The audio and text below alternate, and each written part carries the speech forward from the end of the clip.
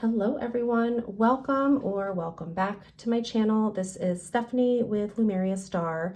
Today what we're going to do is we are going to do a little walkthrough, a compare and contrast of what essentially is the same deck. It is renamed though, so we're going to kind of get into that. So this was sent to me by Rock Pool. So this is a mass market deck. This is the Velouria's Tarot by Sam Rook. And this is what it was based off of. This is the indie deck. So the original name was Penelope's Tarot. So I'm really curious, since it got picked up by mass market, what's changed. Like obviously there was a name change. I'm curious about that. I know this one comes with a guidebook, this one didn't. So I'm just really curious to see what like the differences are. So let's just take a look. Let's just get right into it. First of all, we can see a size difference, a name difference, like the cover is different. So really interesting. This one says an intuitive tool for finding hope. So over here, this again is the indie version. May this deck help you find hope and joy even in the darkest times. And I'm going to go ahead and read what's on here on the mass market. This sweet deck takes a look at what we perceive femininity to be, especially in tarot, and challenges it. Its cheerful and soft artwork encourages readers to find the bright side of the worst circumstances. Feminine energy can be strong and powerful, yet vulnerable and emotional. And Velouria's Tarot takes the traditional gender binary in tarot and encourages the reader to take a new perspective on what feminine energy means. Very cool. All right, so let's just compare. Let's take a look and open these boxes up. So I'm really interested because this does come with a guidebook. So I was always curious, like what Sam had, you know, what she was kind of putting into the artwork and her interpretation. So I love that there's a guidebook here. So let's go ahead and take these out. I'm just going to move the boxes off to the side. Okay, so we can see it's relatively, pretty much, it looks like the same backing, but a significant size difference. So the original indie version, Penelope's Tarot, is standard tarot. So the new mass market Velouria's, you could see the difference here. This is almost like, is this Lenormand size? This might be Lenormand size or a little bit bigger, which I don't hate because I love small decks. Another difference I'm noticing is the edging. So the indie has this like really pretty kind of like baby blue, and the mass market has got this really hot pink, which is super fun. So let's go ahead and take a look. I feel like I'm gonna sneeze. Oh, excuse me. This is like fall allergies already happening to me here. Okay. So I'm actually curious. I usually don't look at the guidebook, but like first, but I want to know if it kind of like says why it was renamed. Oh, okay. So dedication: for the love of my life, my daughter, Penelope Velouria. So I guess that's her daughter's name. I knew Penelope was her daughter's name. So Velouria is her daughter's middle name. So I guess that was just a renaming of the deck. We've got a little introduction. So Sam was pregnant during, you know, the pandemic and on bed rest. So I imagine that was really challenging for her. So she talks a little bit about that. Who is Velouria? This deck was created for my daughter, Penelope Velouria. The name Velouria represents the hope I found in the darkest time. When it seems like the world is on fire, I look at her and she reminds me how much life and joy there is in the world. Velouria is the light at the end of a tunnel, and my hope is that this deck helps you find light and hope even in the worst moments. So that's really lovely. So asking the tarot a note on gender, a couple basic spreads, and then we go into the majors. I wonder if it's like around the same amount. Yeah, it's about the same amount for every card, which is nice. I hate when guidebooks skimp on the minors. So we'll look at that later. But I was just curious about the name change. So it's still kind of like a dedication to her daughter. Take a little sip of tea there. Okay, so it looks like the Fool is relatively the same. We do see some changes in the font and it looks like the mass market is numbered, which is nice for people who do, you know, take into account the numerological aspects of cards. That's nice to have. The Magician, this looks the same. Oops, let me get that in frame. So I haven't done this side by side yet, so this whole deck could be the same, and you know, we're gonna find out together. The High Priestess. Oh, I just realized this is numbered. I guess I never noticed that. So yeah, these are numbered, but here it's like numbered up top, which is a bit easier to read. The Empress. Lovely.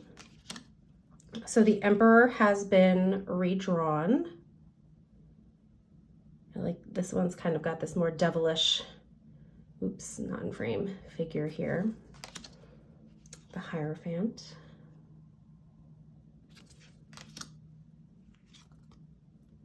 The Lovers. The Chariot. So far we've only had one card that's been redone. So I'm very curious if the decks are essentially the same. The Hermit. It does look like the mass market edition, the colors are more saturated. You can kind of see here, the background color is darker. Wheel of Fortune. Justice. I love Sam's artwork. There's just something about it that like really appeals to like my inner child slash teenager. So that's kind of what I like to use her decks for. So this one is the Hanged and this one's the Hanged Man. I love this Death card. I also love this Temperance card. She's pretty fabulous and fancy. The Devil. Tower is the same. The Star. The Moon. This is another one where you could tell like the saturation is darker on the mass market edition. The Sun. Judgment. The World. Okay, so let me make sure we have the right suits in order. So where is Swords? Okay.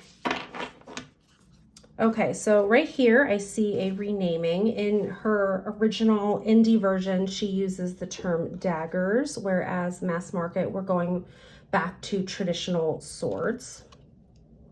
So that's notable. But so far, artwork is looking the same.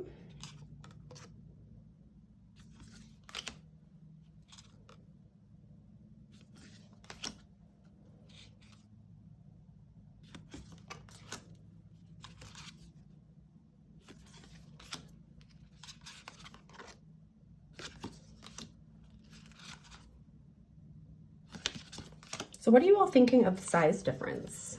Like I really love small decks, so I love having this. It almost, you know, it feels like a pocket deck.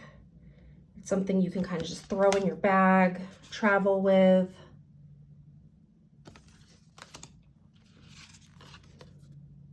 I don't really think the smaller size takes away from the artwork, in my opinion. Okay, so now we are in the Wands. This looks relatively the same.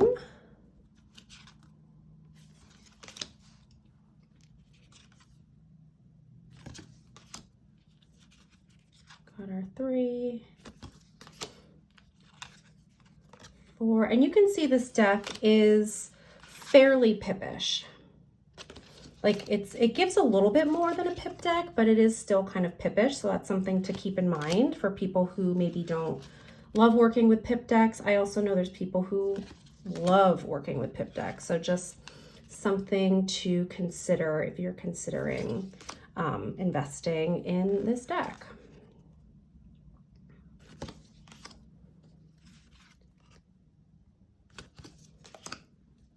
Got our page, our knight, our queen, and our king, which we can see, you know, the genders aren't necessarily male, female, so it definitely is playing with like feminine energy, non-binary energy. Okay, so now we are in the suit of cups. Again, you could just tell it's a little bit more saturated in color, but relatively the same. Two of cups, three of cups, four, five, six, seven. This is more traditional Rider-Waite-Smith. 8, 9, 10. Got our page, our knight. I love this Queen of Cups taking like a lovely like bath. That's so nice. And king. And then we are moving into the suit of pentacles, and for both of these decks it is named as crystals. So we've got our ace, 2, 3. So it looks like these are pretty much the same, and I think only one card changed, the artwork at least. Obviously the size is different, and the saturation of color is a bit darker or more saturated in the Velouria's tarot, the mass market edition.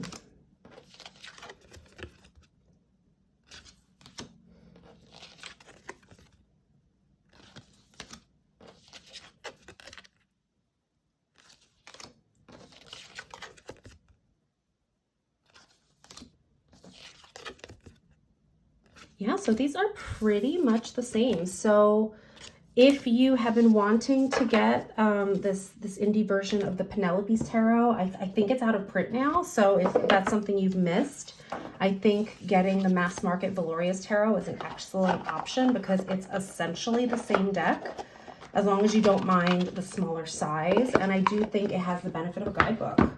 So let's see, what do I want to do? Let's shuffle this deck.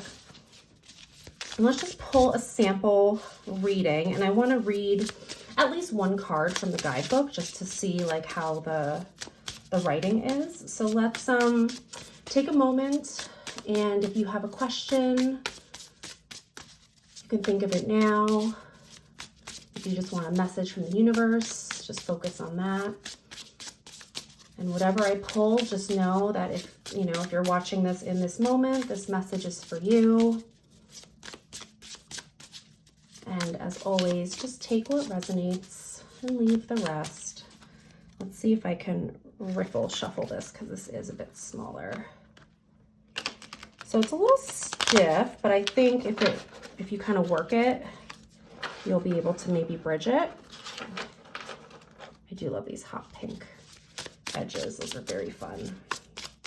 Okay, so let's see. Let's do one more.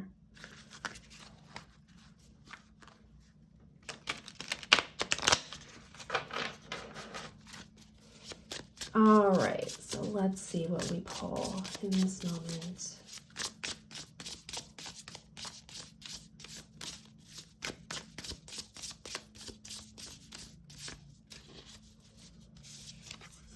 Oh my, we've got the Tower. Okay, I'm going to pull one more, and the Devil. Huh. Okay, let's see what we have here. So I'm just going to read from the book and we'll see kind of the write-up. So for the Tower, the keywords destruction and collapse. Your life has been hit by lightning and everything has burned to the ground. It's okay to acknowledge all the pain that has caused, but it's important to know everything that burned was necessary. It stripped so much away that wasn't serving you and wasn't right for your journey. This is an opportunity for a fresh start, and you absolutely deserve it. You've endured a lot and you're stronger and wiser for it. Take some time to wipe away the ash and soot, then get to work building the life you want. So whatever it is that you were focusing on, you know, something that maybe might have a hold on us with the devil, we can kind of let it go. Let's read what the devil has to say. The devil is often depicted as a scary being from another realm, but in reality, they are the being we create within ourselves. They are shackles we put on our own wrists. The devil is coming to you to tell you this is a world of your own making. Addiction to destructive behaviors leads to shame, which leads to more destructive behaviors. It's time to work on breaking that cycle, and that begins with forgiving yourself. So I think the Tower is like us breaking our own cycles. Whatever that might be. Only you know what that means. And let's have a final message. Maybe some encouragement. How do we break that cycle?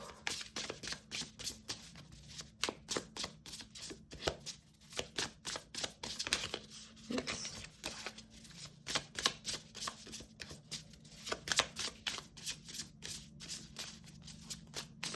I don't know, it's not the right time. Sometimes I shuffle for a really long time, and I know when I'm done shuffling. It's not yet.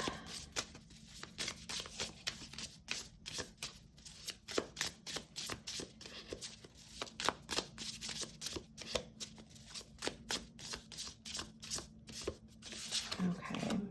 Oh, the Lovers, my goodness. Okay. Very potent reading. So the Lovers are two sides of a coin, representing duality. For a couple to have a healthy and successful relationship, open and raw honesty is required.